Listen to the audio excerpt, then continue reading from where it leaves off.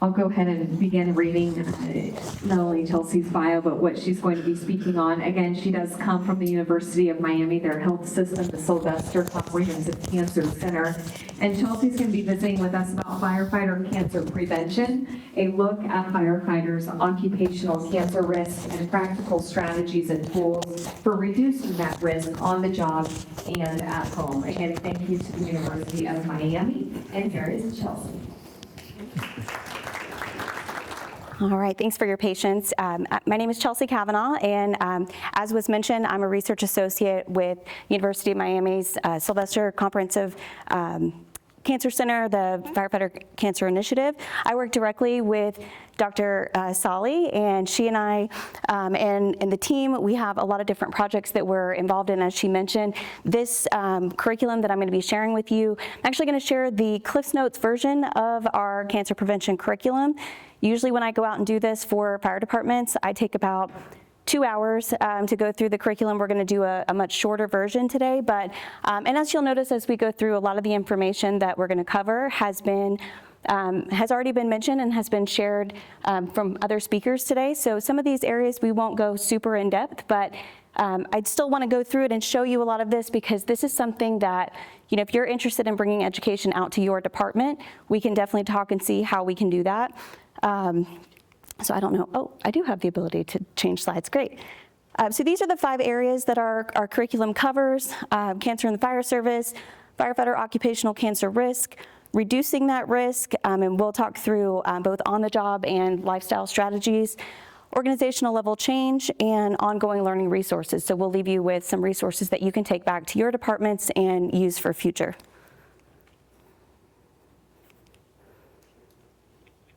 Maybe I can't change. Next slide, please. And next one. So this is a video. I'm not sure if it's going to play. We'll try it, but I like to start out with a survivor story, because, you know, although we're talking about research and science and evidence and the numbers, this work really isn't about numbers. This is about people. This is about stories and preventing those of you in the fire service from going through a cancer experience, if we can prevent that. So we'll see if this video will play. No?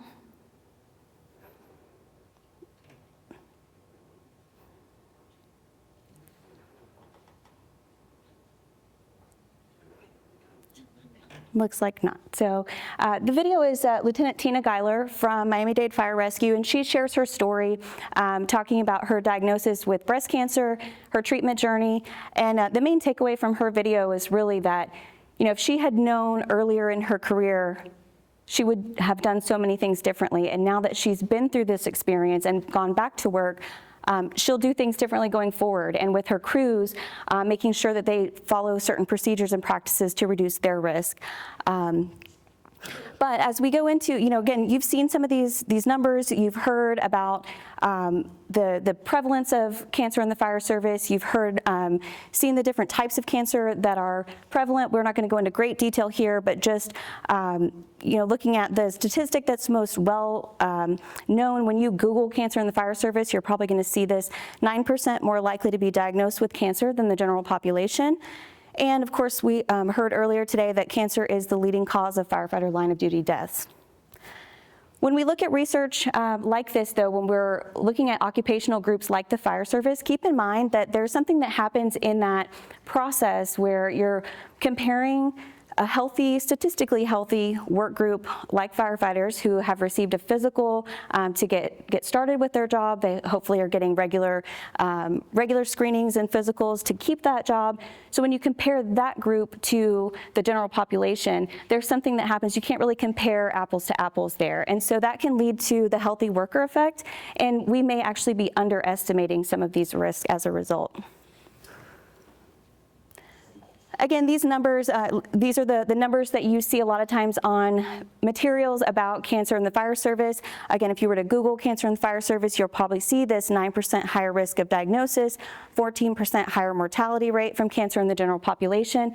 And as was mentioned earlier, you know, this comes from work out of NIOSH years ago. This was, you know, 2014 and 2020. And I get asked all the time, well, what are those numbers now?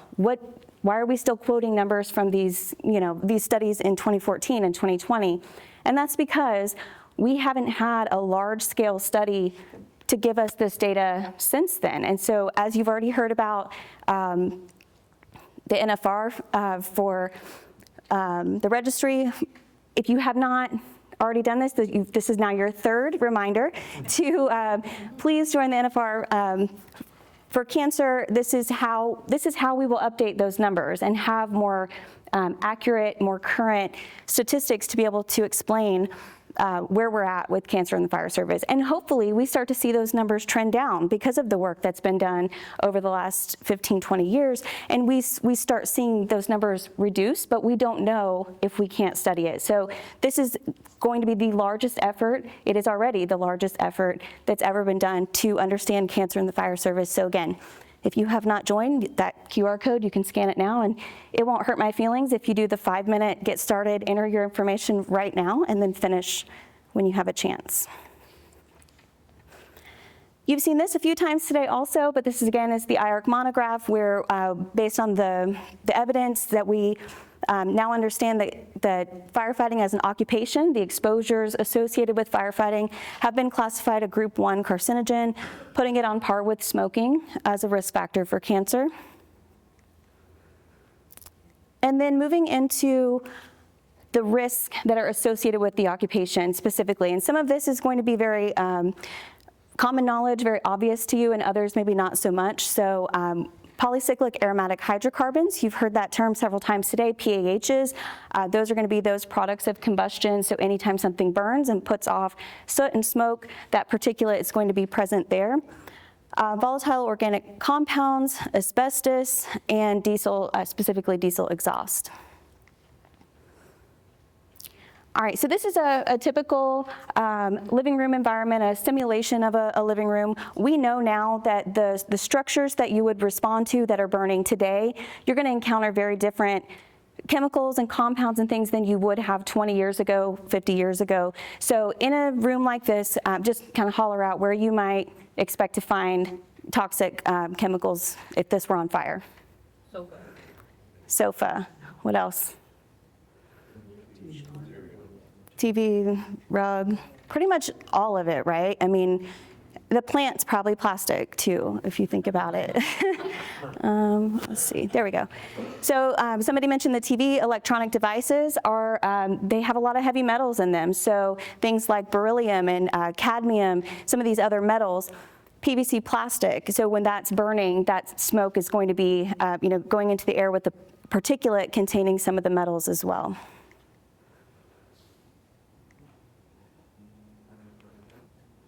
Maybe. Can you click for me, please? Thank you. Oh, there we go. Somebody said the sofa also, and yes, the sofa, but that would also include things like the rug, the carpets, any of the synthetic materials that are in that room. A lot of times they're sprayed with flame retardants or treatments to make things stain resistant, waterproof, water resistant. And so anytime that those items burn, they're also going to be putting off a complex mixture of different chemicals that will add to the smoke and the toxins.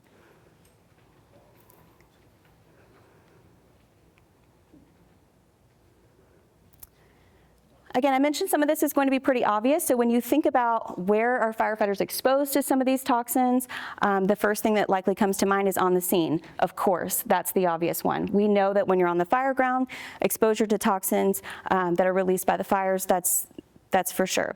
But then some of these other exposure routes we don't really think about as much. You don't think about the cross-contamination that happens at the station. We've talked a little bit today about diesel exhaust exposure, so that's definitely a concern. And then, of course, cross-contamination from the fire scene. So anything that comes back from the fire ground that's not been properly cleaned or decontaminated could continue that cross-contamination cycle.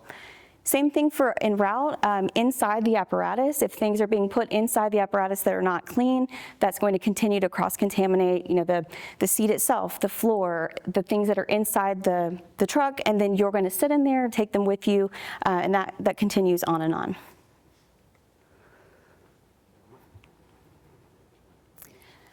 All right, so on the scene, We've heard today about the importance of wearing PPE and SCBA throughout the firefighting process, including during the overhaul process.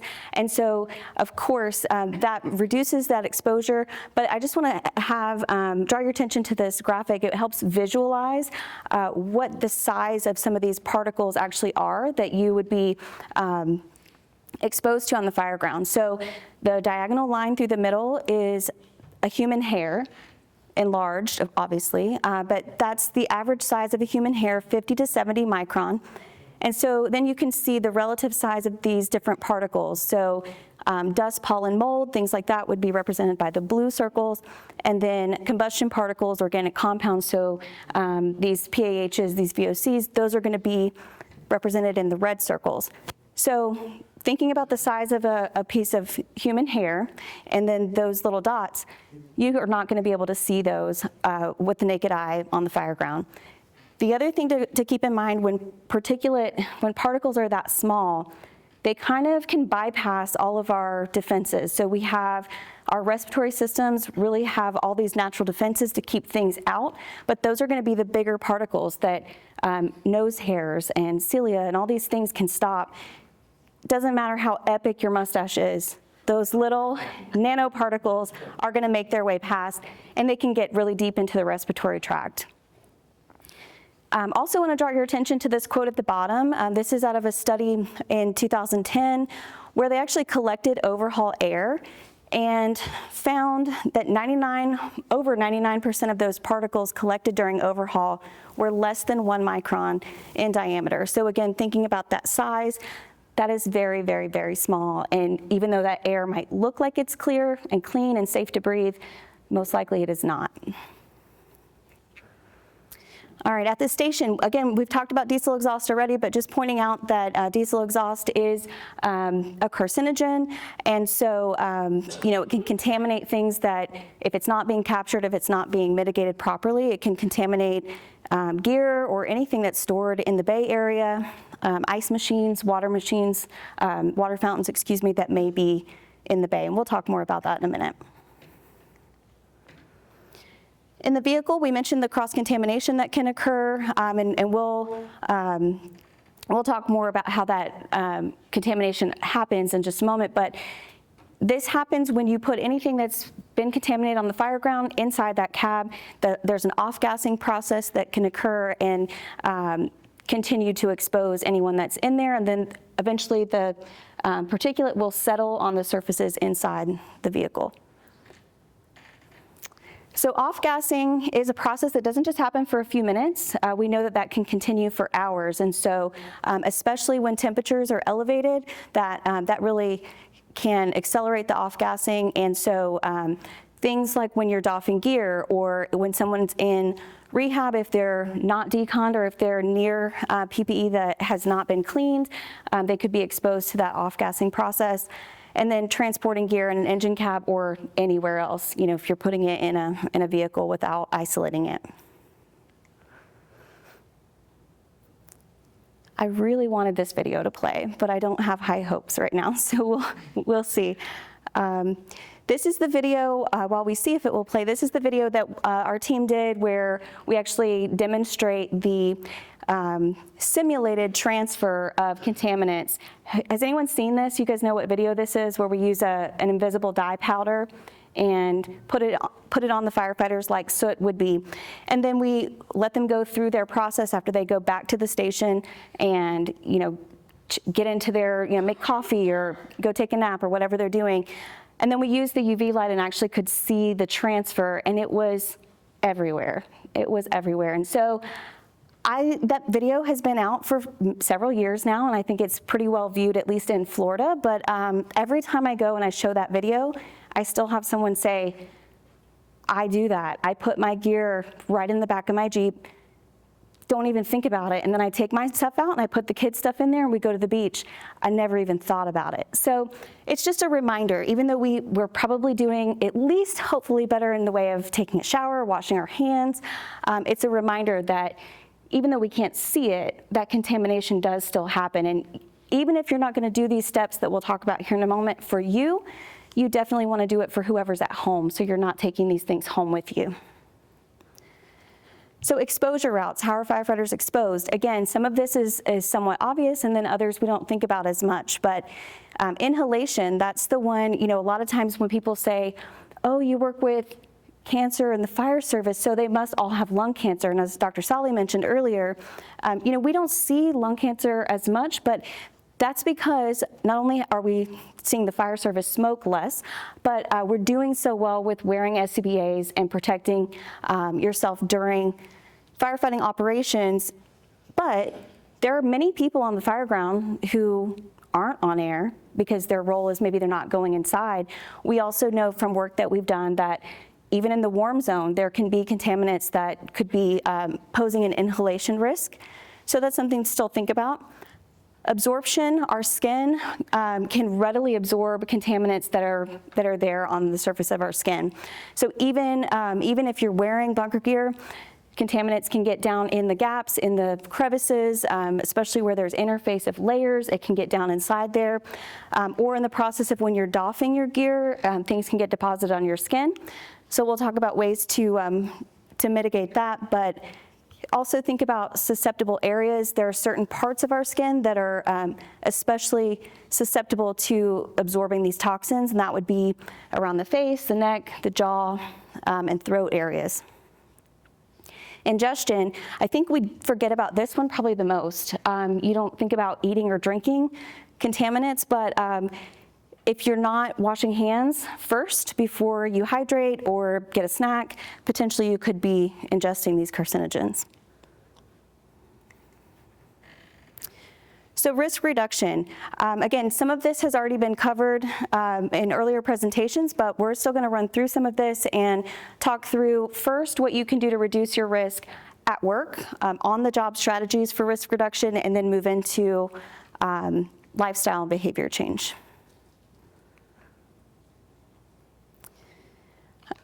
This video is from Dr. Gavin Horn, and he has studied different methods of decontamination to see what's effective, what's most effective in removing those PAHs from the surface of gear after being on the fire ground.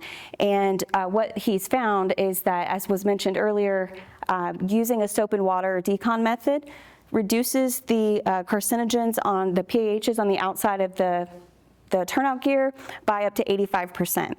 So that is the most effective way to decon after a fire. There are some other methods that you could use, and sometimes, especially those who are in freezing climates, if temperatures are below freezing, and that maybe is not the best thing to do, is spray each other down with water and freeze your gear. But in most cases, especially where I usually teach this in Florida, but even here in Texas, most of the time, I think wet soap decon is definitely doable. Some other things that you can do to reduce risk at the scene. We've talked about this already, but it is worth repeating over and over again. Proper use of PPE and SCBAs during all phases of firefighting and overhaul is the #1 critical thing that you should be doing. Hopefully everyone's already doing that, but that one we can't repeat enough. Some other things to think about: setting up rehab in a cold zone away from dirty gear. Completing post-fire on-scene gross decon, that wet soap decon that we just talked about. Cleaning exposed areas with wipes. We mentioned those areas of the skin that are susceptible to absorbing those toxins. So using wipes to wipe down those areas, especially hands, neck, face, and head. Get more than one wipe. Don't wipe your hands and your face with the same wipe.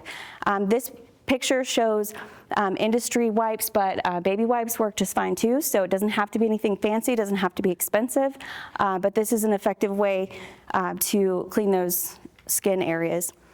And then implementing an on-scene hood and glove swap, which we'll talk about more in just a moment. So because my videos aren't showing and I don't want to finish super early, let's talk a little bit, as I'm reading these things, tell me a little bit about your department. Anyone want to share, are you doing these things? Do a little self-assessment? No one? What's the canteen? I'm sorry? What about the canteen that arrives on the scene? Do we need to have them serve us instead of us grabbing water or a snack? I think if you're The key thing would be to wash hands, obviously, if you're going to consume any of that. But yeah, I wouldn't think that digging in and self-serving would be a good idea. And ideally, if you are in dirty gear, you shouldn't even be around, whoever is coming out there, another team that is clean. There should be a decontamination line so that you're not off-gassing if you're standing in dirty gear, off-gassing and then exposing someone who doesn't have respiratory protection. That's a good question.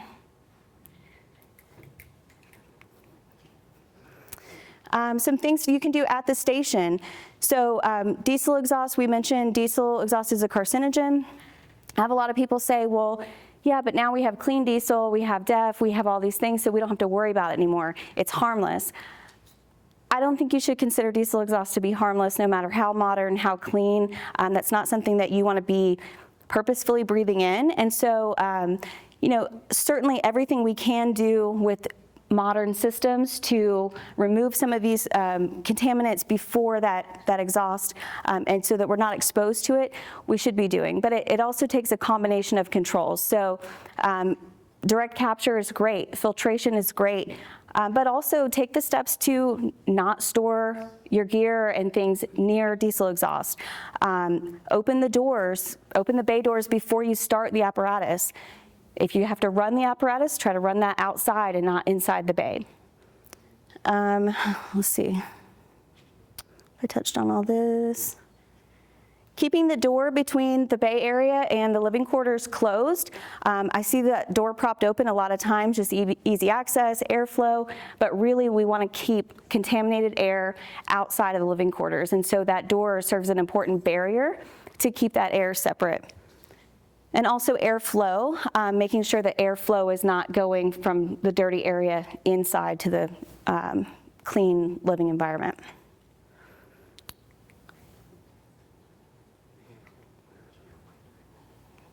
Next, got it. A few other things at the station. So after an incident, after a fire call, when you get back to that station, there are steps you can do to try to minimize taking any of that home with you. Shower within the hour. We say shower within the hour because it rhymes and we can remember that easily, but it really should be as soon as you can. If you can get it in 30 minutes, get the shower in 30 minutes. If you don't get back to the station and it's been 2 hours, don't just say, oh, well, forget it, I didn't get it in the hour. Still take the shower. And then keep enough clean changes of clothes that you can swap into clean uniform after you get that shower. Keeping gear away from living quarters. Nothing that's contaminated on the fire ground should be going inside the living quarters unless it's been cleaned, and that's only if something is necessary to go inside with you. Keep lockers in well-ventilated areas. Wash gear and contaminated clothing at the station. How many of you have laundry available to you at the station, washer and dryer, that you could use for uniforms? Most people, that's great.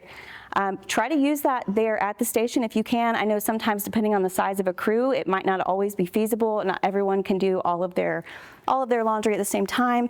But if you can wash your stuff at the station and not take it home with you, that's great, because you don't want to wash contaminated uniforms and then your family puts their laundry in right after yours. Routine gear cleaning in-house. Who has extractors? You have extractors in your stations? Most people, that's great. That is awesome. I don't usually get that many hands, so that's good to see. Professional gear cleaning regularly. Ice machines and water fountains. Do you guys have ice machines or water fountains in your base? I've seen a lot of heads nodding. No, good, one no. So that's a common thing, and as we see new builds, I think we're moving away from that, where those items are not being put in the Bay Area, but it is a concern because those machines, they pull the ambient air from around them, and if there's diesel exhaust or particulate or other contaminants in the Bay Area, that air can be pulled into that machine, and then those contaminants get deposited into the ice or in the water that you're using.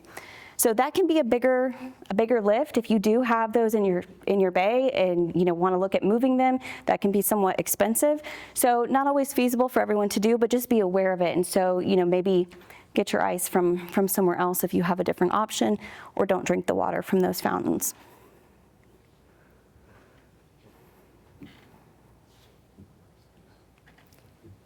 can go to the next slide, please.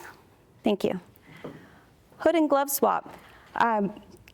Dirty hoods have increased risk. If you're wearing a dirty hood, I think in most cases we're doing better about this. A lot of times, years ago, firefighters would wear a dirty hood and it may never get washed, or it might be months and months and months in between washes. And I think we've come a long way with that, and we're doing really good with that. Also, now we have these particulate blocking hoods. The most recent guidance from the NFPA requires particulate blocking, and these hoods are really good at keeping out 90% of particles from 0.1 to 1 micron in size. They've been tested, they do that job really well.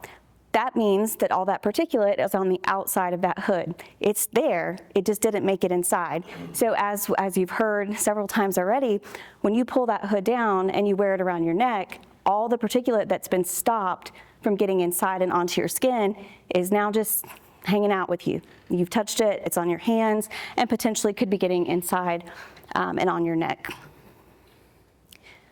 Oops, let me go back one. Thank you. Hood swap procedures. You guys have a spare hood, or can you swap into a clean hood after using? Good, good. Where do you keep your spare hood? Is it in your pocket of your pants and going with you? So it's really not that clean when you get it out, just something to think about. These hoods can be washed. If you have the particulate blocking hoods, make sure you check the manufacturer's guidance on how to wash them. They are somewhat delicate in that if they're damaged, then the surface it's not able to do the job that it was designed to do. So make sure that you're washing it correctly. Most of them can be put into a regular washing machine. You could put a bunch of them in there together, or they can go in an extractor, but just don't put them in with the outer shells. You don't want to put them in with fasteners, Velcro, any metal pieces. It can damage the surface. Next slide, please. Thank you. So these pictures show some best practices for storing and transporting gear.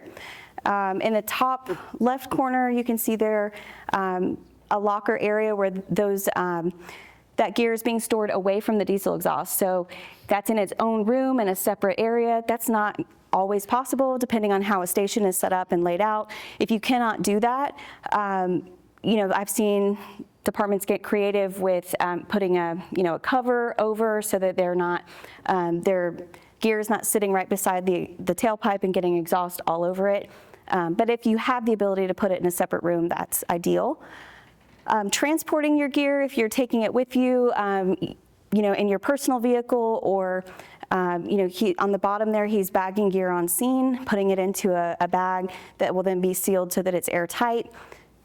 The red bag and the Husky cases are designed for the purpose of carrying this gear, and so they have airtight seals. The bags a lot of times will have airtight zippers and seams so that they keep that contained, and you don't have to worry about it touching the surface, the inside of your vehicle's interior, or the off-gassing process. It stays contained there. Who has a gear bag?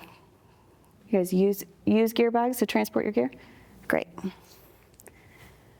I will say, if you don't have one and it's cost prohibitive for you, find something to put your gear in. A trash bag is better than nothing.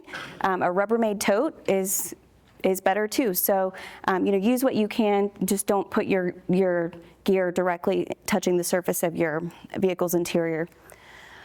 Clean cab concept, this has been around for many years, so I'm sure you're all familiar with clean cab concept and what it is. I know depending on where you're at, it can be somewhat controversial too, so I'm not going to go into great detail here because this has been around for some time and you all know what this is, but basically the idea would be to not place contaminated items into the cab of the vehicle and have them riding alongside you. Instead, the contaminated items should be in outside compartments. That goes for air packs as well as tools and other equipment. Also, it should be the materials on the interior of the apparatus should be easy to clean. Non-porous, non-absorbent, easy to wipe down type of materials. This is more of the same here, but again, just a reminder about cross-contaminating personal vehicles and other areas. Do not store or transport exposed gear in your personal vehicle. Take all the steps that you can. If you have to put something back into the cab of the engine, not every apparatus is outfitted to have all of the outside storage compartments, and you may not have room to put things there. You may have to put your SCBA and your air pack back in the cab, but just make sure it's clean first before you do that. This picture shows some of these smooth surfaces where this is easy to wipe down. You can just take these wipes and clean off these surfaces relatively easily. We recommend that you should have policy in place that allows for cleaning or decontamination of the cab once a month or after every fire response. Anybody have a policy about cleaning the inside of the cab? We're really good about having policies about cleaning the outside of the apparatus. Even without policy, we keep the outside of the apparatus nice and clean and shiny. It's that pride of ownership, but also it's important to clean the inside too. So this is the area that you're sitting in, and moving from there to wherever else you go inside the station.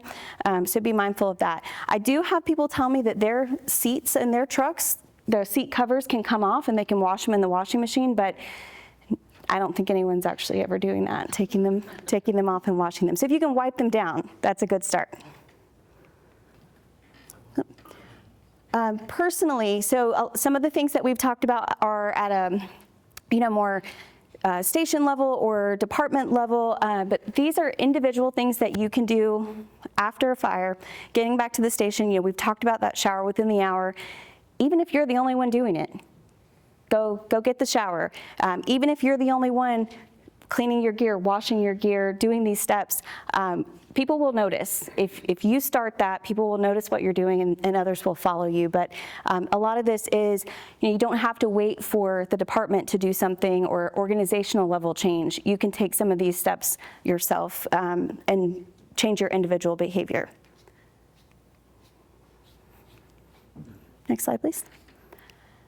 So we've talked about protecting that barrier between, that transition between the Bay Area and the contaminated area and the clean, hopefully clean, living space and office space. So another way to do that is just maybe even posting a sign on the door as a visual reminder, no contaminated items past this point, no PPE beyond this point. But it's more than just PPE. It's anything that's been contaminated. So, any of these items you see here, tools shouldn't be going inside, dirty boots shouldn't be going inside, helmets, gloves, especially gloves are some of the dirtiest items that you have as part of your PPE. Are you guys washing your gloves? Do you include that when you wash your gear? Good. I see a lot of heads nodding. That's great. We talked about airflow and maybe installing positive pressure or blowers that keep that air, the dirty air from being able to move inside. Moving ice machines out of bays, we talked about that too. And again, that's an expensive fix if that's something that you need to do. It may not be something that's immediately doable, but there are ways to get funding to do that. In Florida, I know of a few departments that have been able to get funding, grant funding from the Firehouse Subs Foundation to be able to finance that project. So there are ways to do it.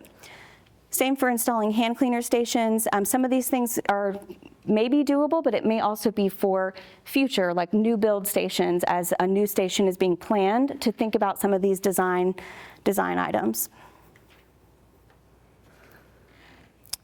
All right, so again, I really wish I could show you some of our videos. I'll tell you how you can find them, but this is a diagram. As Dr. Solly mentioned, we work very closely with our fire service partners. We do not want to be a group of scientists that's, saying this is what the fire service should do because we did the research and we know. We work with the fire service to say, these are the recommendations we would like to make. How does this make sense practically? Can you go out and do this in your day-to-day? Will this work? And so we worked with our fire service partners to create this diagram that puts into a visual format all of the best practices that we've just talked about, starting with exiting the fire and going into a decon area, staying on air while performing a wet soap decon, then coming off air, wiping down, going into rehab, doing all the other cleanup things that you can do before leaving the scene. So, cleaning up tools and equipment, washing them before they come back with you, swapping hood and gloves, getting back to the station and getting that shower either within the hour or as soon as you can. And then doing everything you can to not bring any of that home with you, not transferring anything into your personal vehicle, into your home and your family. And again, I will just say, this is ideal scenario. This is, if you can do all these things, this is what we should be striving for. It's not always possible. Every call is different, every department is different. It depends on manpower, how many people are there, what that situation was, time demands, if you've got to get back and do something else. So this is best case scenario, what we should be striving for if you can. Any piece of this that you do, if you can't do the whole process, any piece of it is still going to be worthwhile and important to reduce risk.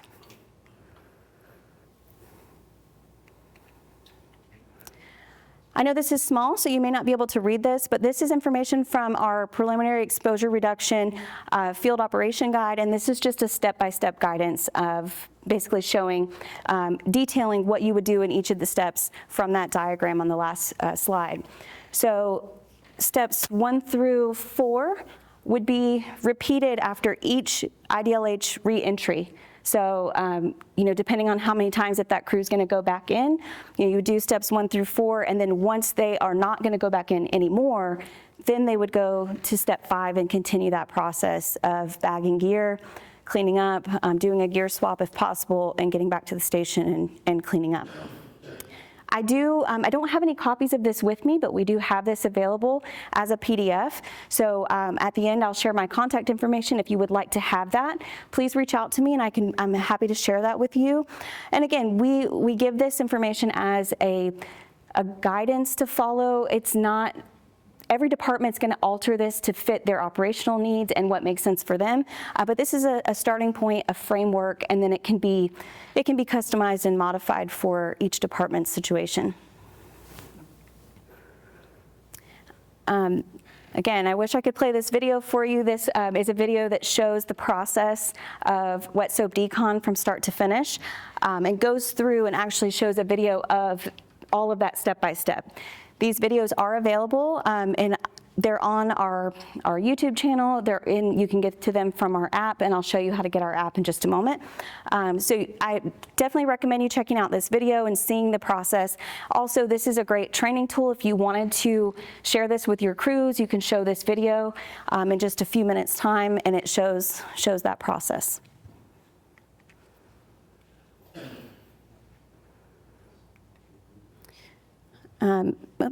That second video is we made as a follow-up. So we pushed out the first video when we distributed what we call our green decon buckets. In Florida, we have green buckets. Our team partnered with several other collaborators, including the State Fire Marshal's Office, and we actually distributed decon bucket kits to just about every fire department in the state of Florida. And with that, there's the green bucket there, and the items that are inside it. But with that, we also made the training videos, made the field operation guide, and so they would have something that they could use to train with. And that second video was one that we made in response to some of the questions and concerns that people shared with us after the initial video. They were worried about operating with wet gear. If I do the decon process, then I have wet gear. And they were worried about steam burns, and they were worried about, having heavy gear that was wet, operating, going back into a fire. And so we actually did a simulation where we had firefighters do a wet soap decon process and go right back into another, into the burn building. And if you're following the process correctly, you don't have to worry about steam burn, and really wet gear only adds about 3 or 4 pounds. So again, this picture shows the decon bucket. It's just a 5-gallon bucket with some dish soap, a scrub brush, hose, nozzles, trash bags. These are they're a little thicker than a regular trash bag so that they can stay intact and keep all the contaminants inside. But as you look at this list of tools for improvement, again, we've covered a lot, and depending on where your department's at and what you're doing, it may feel like a long laundry list of things that need to be improved. So don't look at it as something that, by next month, all of these things have to be in place. Just note areas that there may be opportunity for improvement, and think about what's doable, what's realistic, what we should strive for first, and then go from there. But so per application, we didn't talk about yet. I'll talk about that in just a moment. Extractor, second set of gear. I think we've covered all this pretty well. Half mask for driver operators. Again, back to what I was saying about, we've done some work around the air, what's in the air in the warm zone, and found that there actually are plenty of contaminants that someone like a driver operator may be inhaling if they're not on air. So a half mask might be a good idea. Any questions about any of this so far? Anybody have a kit like this on your truck? Great. Is it a statewide thing like it is in Florida, or is it just you've kind of put your own thing together by department? Okay, great. Well, what we say with these buckets is, because these were distributed in mass. We sent out, I think, 5,000, almost 5,000 kits. And I visited, this is a true story, I visited a station one time. I was there to do this education with them, and right in front of me, somebody brought the green bucket out, and they scooped ice out of the ice machine that was in the bay, and that's what they were using their green bucket for. And I said, hey, I see that green bucket. And they were like, oh, and they were caught. And so some departments and some crews have just found that it's an extra step. It takes more time. If it's not set up, nobody's doing it. So we encourage firefighters to make this work for you. If you want to put a bucket together, and I have an article that we recently published that we have kind of give a step-by-step of what you might want to include if you don't have these kits. Please send me an email, and I'm happy to share that with you. But make this work for you. Some people have said they run a lot of fires and they use their bucket all the time, and so the materials were getting mildewed and moldy because it was staying wet. They drilled some holes in the lid and solved that problem. Some people don't like that hose because, let's be honest, do you really want to roll up another flat hose? Probably not. Switch it out if you want to use a different type of hose, or maybe you already have a hose on your truck that you don't need another one. That's fine. My husband's crew did not like a little tiny bristle brush like that. They wanted a longer handle on their brush so they weren't right on top of each other when they were doing decon. That's fine. Whatever makes this work for you so that it will be useful and that you'll actually use it. Next slide, please.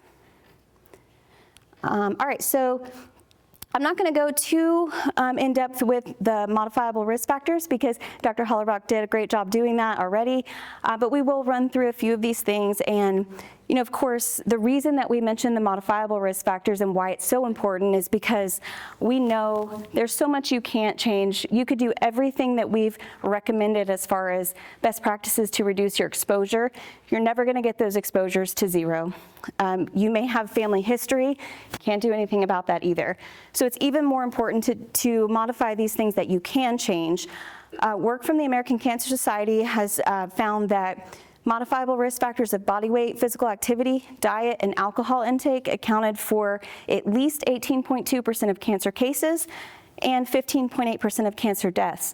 Now that's in the general population that does not have these additional risk factors that come with working in the fire service. So again, it makes it even more important to think about these other factors and do just a little bit better. So these are the 4 main recommendations from the American Cancer Society. These are the areas where they recommend that you can reduce your risk for cancer. A lot of this is this is the standard health and wellness information you've heard many times over. Nothing new here, but we'll just run through and point out a couple of things. So achieving and maintaining a healthy body weight. Again, Dr. Hollerbach did a great job of talking about the influence of weight gain and obesity in terms of cancer risk. And so again, you see the list of cancers there, a lot of overlap there between the types of cancers that we see that are common in the fire service. Number 2 and number 3 go hand in hand with that, being physically active. A lot of firefighters think I am completely good when it comes to physical activity. I work out all the time. My job is very active. I don't need to do more there. I'm good on that one.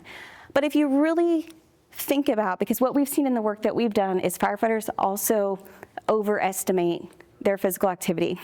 When we've done some questions about how often, how many minutes of exercise do you get in a week, and then we actually measured that, the answers were pretty different. So I would invite you just to think about how much activity you do get in a week and really kind of break it down and see where you're at in terms of moderate physical activity, vigorous physical activity, and how close you're getting to that 300 or more minutes a week. To help you do that, next slide, please. Thank you. To help you do that, we've classified physical activity by METs. So a MET is a metabolic equivalent of task, and you would use this to determine, how much energy you're using during an activity as to whether it's sedentary, moderate, or vigorous activity. Right now, we're all expending about 1 MET, not really doing a whole lot, body's at rest. But then when you go to 3 to 6 METs, that's in the moderate category, and 6+ would be vigorous activity. So when you think about tasks that you might do at work, next slide, please. There we go. Go back, there we go. Moderate activity, that we've given some examples for on-duty and off-duty activities that would kind of fall into that category to help you kind of with that exercise of how many minutes do you spend in each of those areas weekly. Vigorous activity on duty is going to be pretty much anything on the fire ground. And then off duty, if you do a lot of heavy weightlifting, running, jumping rope, swimming laps, those kinds of things. So just something to think about to help you kind of really think through how much physical activity you're getting a week. You might work out every day, but if you really add the minutes in these categories, kind of thinking about where you are. Following a healthy eating pattern, again, nothing that you haven't already heard. Obviously, what's a healthy eating pattern for one person is going to vary to the next person. It's a very individual thing. But the American Cancer Society recommends a healthy eating pattern that includes nutrient-dense foods, variety of fruits and vegetables. The more color in those fruits and vegetables, the better. Let's see, whole grains, staying away from a lot of red and processed meats, a lot of sweets, and highly processed foods and refined grains. So, like I said, this isn't anything you haven't heard in any other health and wellness nutrition type presentation, but we do know from the work that's been done that eating a poor diet has been associated with these cancers that you see here: breast, colorectal, endometrial, liver, lung, ovary, pancreas, prostate, stomach, and upper digestive cancer. And again, we do see quite a bit of overlap with those types of cancers in the fire service.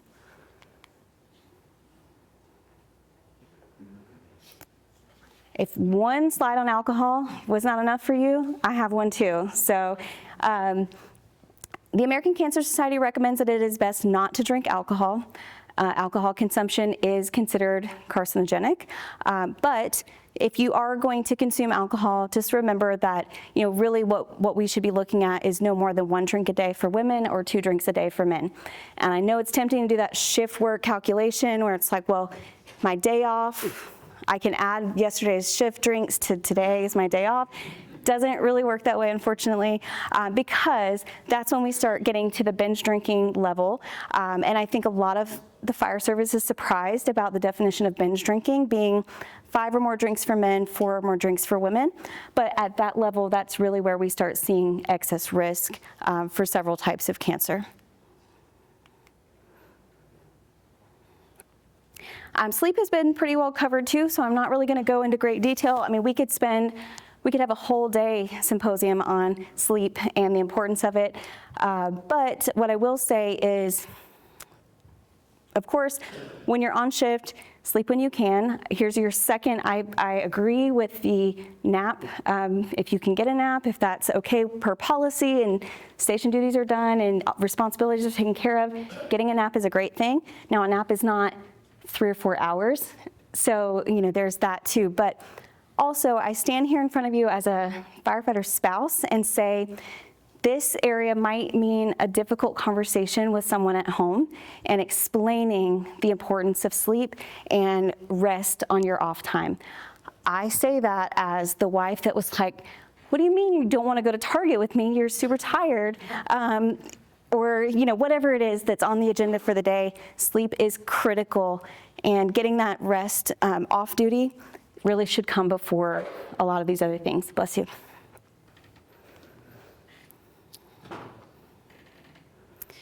So some of the things that we incorporate into our presentation really are a result of we get asked a question frequently, and so, bless you.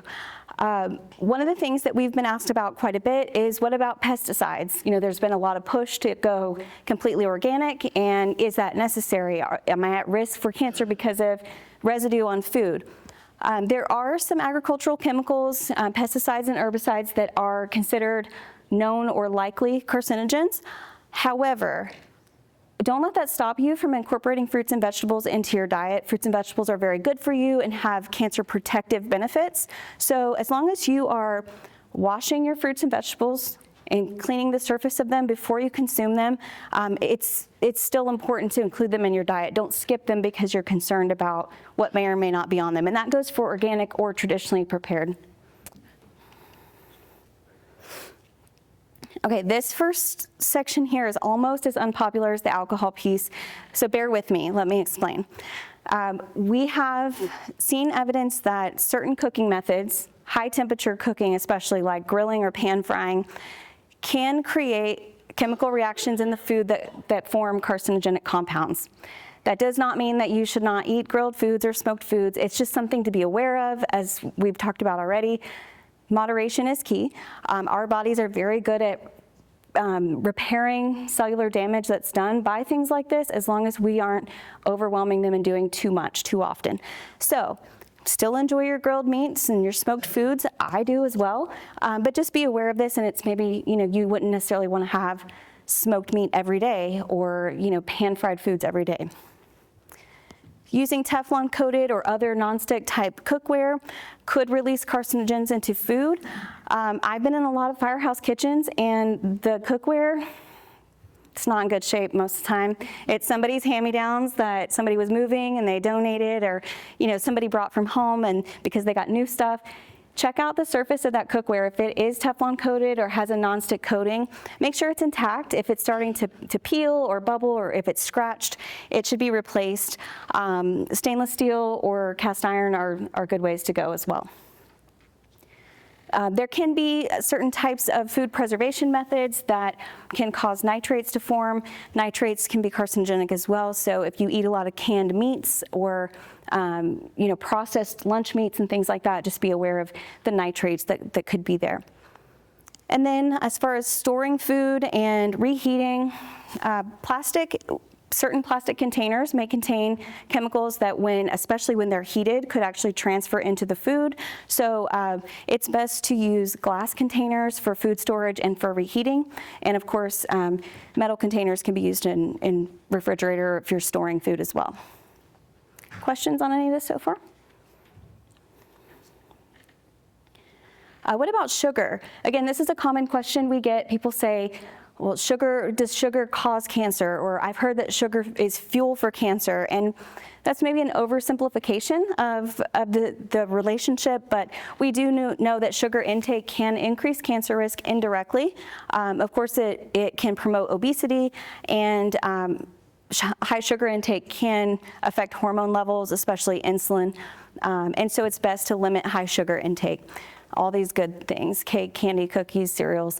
Again, this isn't anything you haven't heard before. We know that these potentially could pose risk, and so we should minimize, again, all things in moderation. So what about sugar substitutes?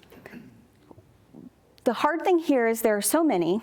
They're understudied for the most part. The studies that have been done show conflicting information. And so one study might say that there's risk associated with this sugar substitute, and another study may say, no risk at all. And so until we know more, it's just important to, again, if you're consuming these, do so in moderation. And also important not just with sugar substitutes, but with any of the things that you're eating or drinking. Read your labels, know what's in that product, be familiar with those ingredients. If you see something that you're not sure what it is, do your homework and find out what is this this ingredient, and is it something that, potentially may have risk? Don't forget also that you have natural sweetener options if that's something that, if you're trying to avoid refined sugar or a sugar substitute. Some of these natural sweeteners could be a good option depending on what you're eating or drinking. We also get asked about juice cleanses, and if juicing is a method of detox and cancer prevention.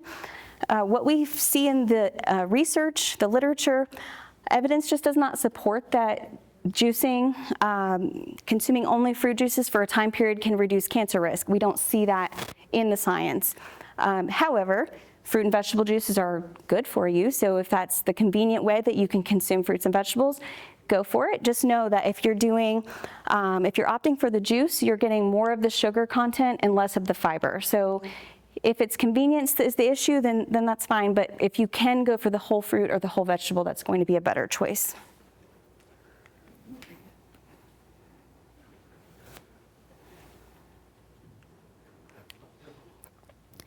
All right, so what else can you do? We've talked about what you eat, what you drink, how you sleep. So what are some other things that you can do? And again, some of this has already been talked about, but I want to share with you some tools that we have to help you do these things.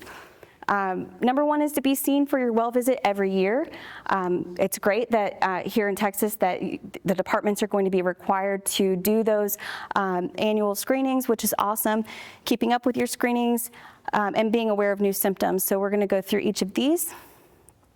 This is a diagram that shows the elements of a comprehensive physical for firefighters, an annual evaluation based on NFPA 1582.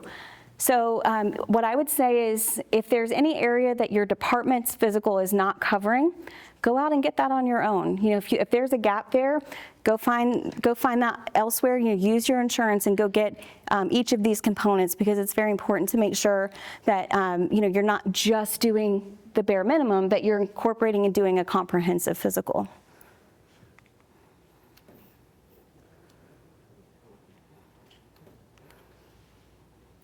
Keeping up with cancer screenings. This has been talked about quite a bit today, and that's awesome because it's a good reminder. I tried to put some out on the tables. If you don't have a screening passport, come see me. I might have some extras, but we created a health screening passport that will help you know what screenings you should be doing every year or how often based on your age and your occupational exposures. We'll talk more about that in just a moment, but it's a good tool to have with you when you go to the doctor. But because of your occupation, you may need to be screened for certain things earlier or more often than a non-firefighter would be.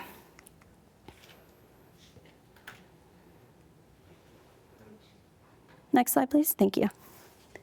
And then being aware of new symptoms. Again, other presenters have talked about this, but it is super important that you know what's normal for you, and if anything is abnormal, again, using that 2-week rule, go get it checked out. I'll give you an example. Recently, my husband was having headaches, and I noticed after the first couple of times he said, my head hurts. And I said, you've been saying that for a couple of days. And so I actually made a note on the calendar when he started saying his head was hurting, and he had headaches for over 3 weeks. But we got to the 2-week point, and I said, you really need to go get that checked out. It's probably nothing. It's probably sinus infection or, something like that, but you need to just make sure. And he did schedule the appointment. He went in and it was nothing, but he actually had a scan just to make sure, because you just never know. And we've talked about it all day today. The earlier that you find out that something is going on, the better your outcome can be in treating it. And so don't take anything too lightly. If something is off for a couple of weeks, go get it checked out. All right, so again, just as a reminder, these are the 7 things that we've talked about that you can do, that the risk factors that you can modify. Don't just accept a diagnosis as the inevitable reality. There's so much you can do, and it doesn't necessarily, you could do all of these things and someone could still end up getting cancer or getting some other condition, but everything that you do in these areas will help protect you. Let me see how I'm doing on time. There are a couple of organizational level things that I want to talk through just real quickly. In Florida, we surveyed firefighters about their department's cancer screening activities. You know, if they were offering cancer screening and other wellness services to their personnel. And it was really interesting because I think what we hear a lot is, well, we're not a big department or we don't have the money for that. But what we found is that those factors of department size, budget, you know, whether it was career or volunteer, urban or rural, those weren't the factors that really were driving cancer screening or, you know, cancer prevention activities. It was more how intentional was that department about those efforts. So was there written policy in place? Are there dedicated occupational health and safety programs or personnel? Do they have a wellness committee? Things like that were really what we found to be associated with whether or not that department was offering cancer screenings or wellness services. So that just is a reminder that it doesn't really matter what type of department you work with or, you know, how much money there is in the budget. Every department can do something. It just really is a matter of being intentional about it. For those of you who may be in a position where you have some influence here, you have some decision-making authority, these are some things that at the organizational level can be done to start making change and moving forward in that direction. So even something as simple as creating a plan. Think about where those opportunities for improvement are and start putting a plan together to take action. Updating training and operating protocols, and I'll show you in a moment where you can go to find templates and information to help you do that. Awareness programs, having education and opportunities for your department and sharing that information just to even just raise awareness. Occupational safety and health programs, cancer screening programs, but this quote here really speaks to the importance of, you know, if it's one of those, if you build it, they will come kind of things. 95% of firefighters said they would participate in a screening if it was an option and if the result remained confidential. So it is worth the investment. People will show up, they'll come to the appointments, they will get their screenings. And these are just a few examples of departments and agencies that have kind of been on the leading edge of that, like kind of leading the charge and making these changes. This is not a comprehensive list, to say the least, but these are a few that we like to highlight. All of these, and I'll talk more about the Florida Firefighter Safety and Health Collaborative here in a moment, because even though you're not in Florida, this is a great resource for you, and I'll share why in a moment. But these other departments, not only have they made change, but they've also made it a point to share that information and put it out there for other departments to use and learn from. So you can find these things on their websites. All right, and additional resources. So the Firefighter Cancer Initiative is, that's my team, sylvester.org/firefighters. Of course, you're familiar with the IAFF, so you can find cancer information there. The Florida Firefighter Safety and Health Collaborative is huge. They do so much in Florida for our firefighters in reducing risk, not only cancer prevention, but all areas of health and safety. But even though you're not in Florida, definitely go to this website and check it out. They have a resource library. You will probably have to create a username and password, but it's free. And you can search the library and find policies. You know, you can find SOGs, SOPs, you can find memos and documents that they've put out there, job descriptions for safety officers. There's all kinds of information that other departments are willing to share. So when you implement these things, you don't have to start from scratch. You can use something that's as a starting point and then tailor it for your department. Firefighter Cancer Support Network, which we're all very familiar with now. They've been a great partner to us, and they're a great partner for the fire service. For those who have a cancer diagnosis, that they offer that support and those resources. So definitely go to their website. They also, I believe, have a resource library with information that you can see policies and examples of things that might help you implement in your own department. And then, of course, NFPA, which you're familiar with. I also, since we are in Texas, wanted to mention our partnership with this San Antonio Firefighter Cancer Prevention Program. This was a collaborative effort between the San Antonio Fire Department, Mays Cancer Center at UT Health San Antonio, and our team. And so basically we are meeting and collaborating with them to help them do similar work from their facility that we do in Miami. So this is just in the last couple of years, we've gotten this collaborative going, and it's been a great partnership. They're doing amazing things in San Antonio. Anybody heard of this before? Is there anyone here from the San Antonio area? Great. All right, so here's our app, and all the videos that I could not show you today, you can find here. So there's a Android and iPhone version available, but we keep this as up to date as we can with information about different studies, ways that you can get involved. Typically, when I present this presentation, it's part of a research study. We're evaluating our curriculum. So, you know, I always say, if you've had so much fun doing this today, you can join more studies. We have lots to choose from. You can get reminders for cancer screenings. We have a diagnosis, of what to do at diagnosis guide there. You can contact our team. We have all of our team members listed with contact information, so you can get in touch with us, but this is the best way to stay up to date on all things FCI. Did everyone get the code that wanted to get it before I move on? All right, and so Dr. Solly mentioned the personal exposure reporter tool earlier, and you know there are lots of options, as Dr. Hollerbach said, about how you can track your exposures. Pick one and do it. Definitely track your exposures, that's super important.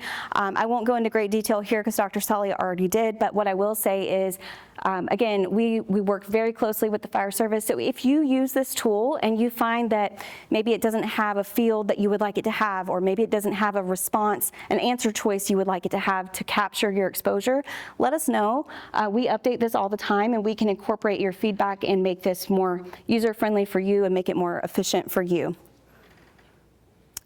This is available at per.miami.edu, but you can also download it in the App Store. So there's an online version. If you're the type like me, I don't want an app for everything. You can use this as an online version or the app, your choice. And I like to say this is between you and UM. So we use this for our research purposes. It helps us understand what the fire service is responding to, what symptoms you might have had, what challenges you might have had, how often you're performing decon procedures, but it really is for you as well. So if you need to go back and see your history of exposures, you have a dashboard that you can just go right there and it's all available to you. Questions on the PER tool? All right. This is the health screening passport, and you should have one or more on your table. This is the female version on the screen here, but there's male version on the table. The front is the same, but on the back is a breakdown of different recommendations for screenings and lab tests that you may need to get and when you should get them. Hopefully, coming soon, our medical providers will be more up to speed on the risk associated with firefighting, but until that awareness is there, it's really on you to take something like this with them or with you to the appointment and have that conversation with them, explain to them what you're exposed to, explain the elevated risk that you have, and help you get these screenings. Because if they're aware that you have risk, or they're aware that you might need these screenings earlier or more often than what's normal, they may be able to write that in a way that insurance covers it, or that you're more likely to be able to get these screenings covered. This is that PDF version of the PER. This is a different PER. Preliminary Exposure Reduction Field Operation Guide, that's step by step. I have this and can send it to you if you would like to have that. I'm happy to do that.